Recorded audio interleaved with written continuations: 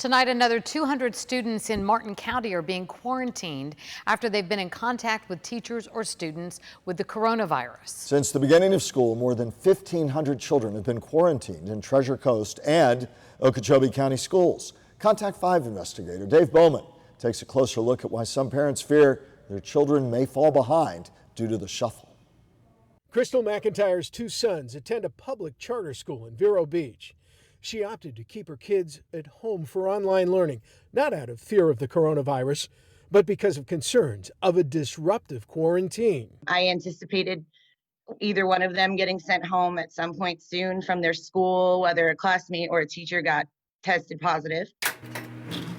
Our investigation found that since public schools in the Treasure Coast and Okeechobee reopened this summer, more than 1,500 students were sent home for a 2-week quarantine after coming in contact with someone testing positive for COVID-19. Right now, to this point, we haven't had any problems that we couldn't solve. Dr. David Moore, the superintendent of Indian River County Schools, says his district has a low number of coronavirus cases. He says students are keeping on schedule and not falling behind when they're forced to adapt to virtual learning. Those are problems we pre-identified. Each and every single time we become better at the process. But if the pace of quarantines continue, kids could soon feel like one of their grandparents' favorite toys, the yo-yo. Parents send their kids to schools, but some come in contact with the coronavirus, so they have to come back home. They're quarantined for a couple of weeks. They're okay. Parents send them back to school, but some may come in contact again with the coronavirus.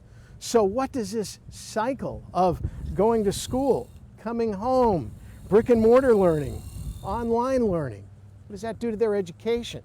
It's very disruptive. Crystal McIntyre worries about parents who are unable to work from home. Who's going to come and watch your kid when you're home because they maybe have corona? There's nobody that's going to come and risk that for you. She'd like to send her sons back to school, but says she needs to see a drop in the number of coronavirus infections and quarantines.